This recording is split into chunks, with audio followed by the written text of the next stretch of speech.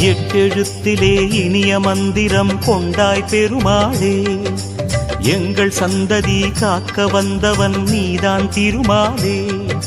கஷ்டம் நீக்கிடும் கருணை தெய்வமே கலியுக பெருமாளே, காலம் காலமாய் காவல் தந்திடும் கோகுல திருமாலே.